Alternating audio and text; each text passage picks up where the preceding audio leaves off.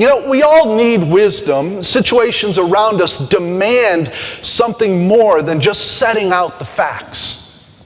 Medical doctors have procedures and plans in place. They get things ready. They prepare everything in the operating room, and they're all prepared, and then something happens. First, there's a little bit of a change in the patient, and they have to react, they have to respond, or they open the instruments, everything that's sterile, and find a speck of dirt on an instrument, not even one that they planned to use, and they have to take everything back down and start over again. Those types of decisions require more than just information. It requires wisdom.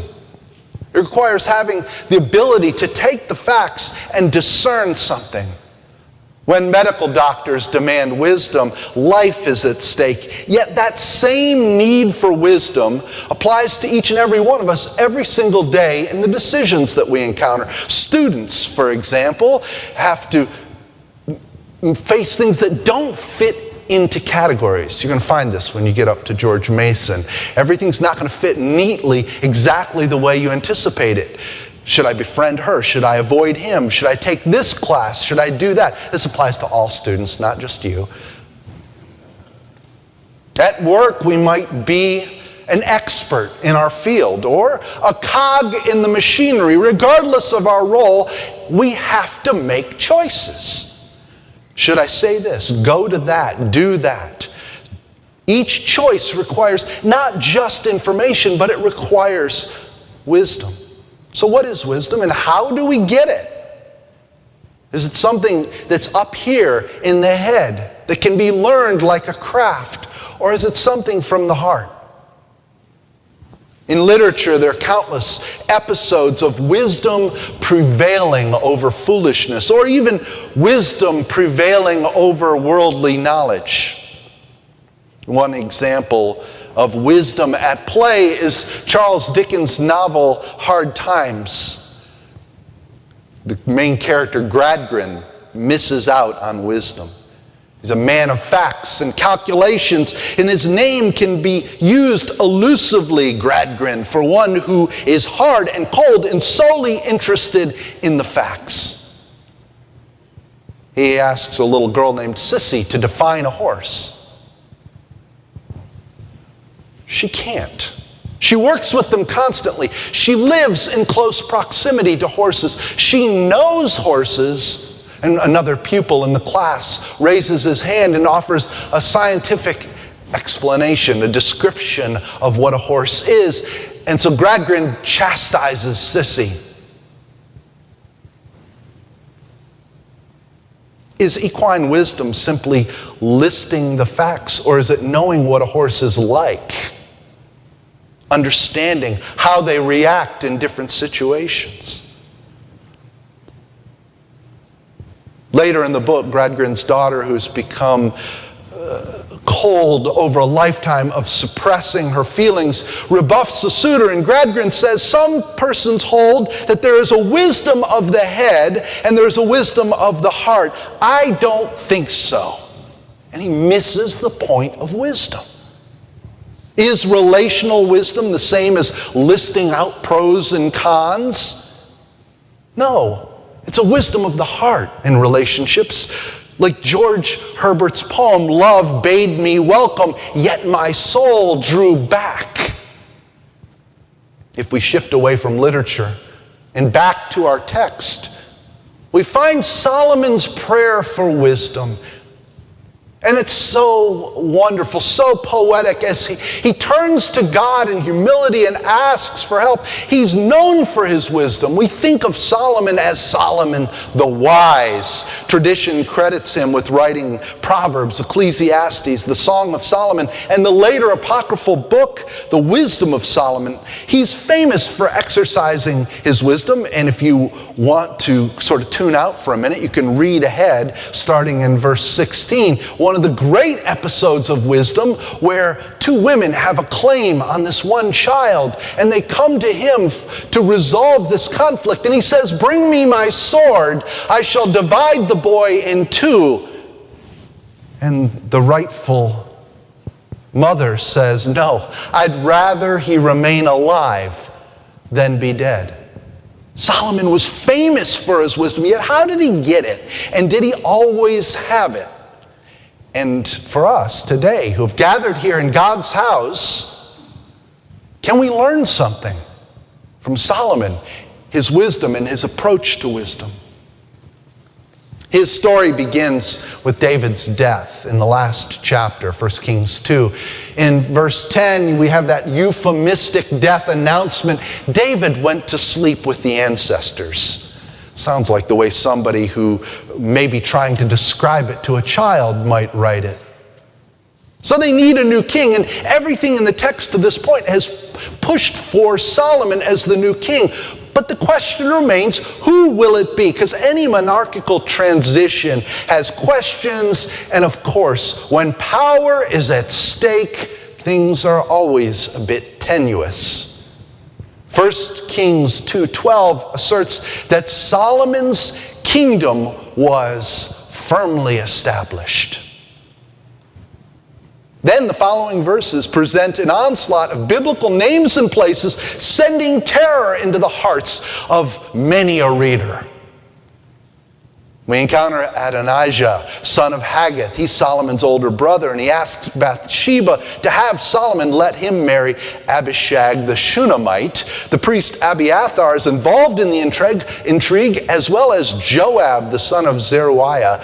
Even though a few verses back it said the kingdom was firmly established, these characters, every one of them with a name that is unfamiliar to us today, represent some kind of threat.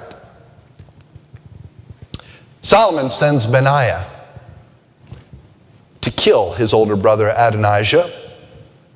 He banishes the priest Abiathar to Anath, and he has Benaiah kill Joab and Shimei, who I didn't even mention, but he's another character in there, and another person who represents a threat to the order. This episode ends in verse 46 with the assertion once again that Solomon's kingdom is firmly established. Was it? Was it really firmly established? Solomon needs something. He makes a foolish overreach of inordinate greed that proves unsustainable. He wants to build his palace first. He marries the Pharaoh's daughter for political gain. Like his father David, Solomon's a complicated character. His fame is legendary. Superlatives don't exist to describe his wealth and lifestyle. His diet, his mansions, his wives, and wisdom go beyond words. Yet this passage doesn't give us an unequivocal example of living out God's wisdom. The original account may have been part propaganda. Tell the story of how the new king disposed any threat. Make sure everyone knows that the new king was firmly established.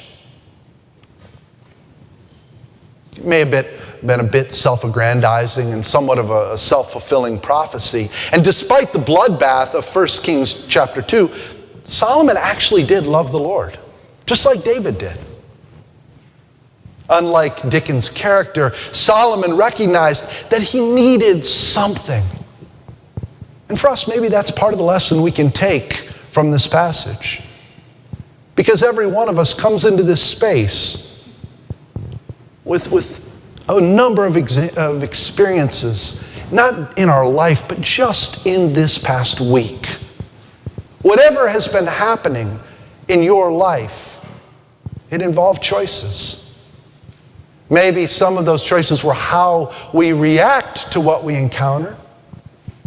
Or maybe someone was calling on us to do or say something. But in each of those choices, in each of those experiences, in everything that happened to us up to this moment right here, we have an openness, an availability for God's wisdom. Or maybe I should say a need for God's wisdom.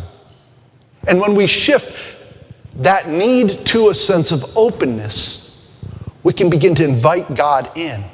Humility is a challenge for Solomon, even in worship.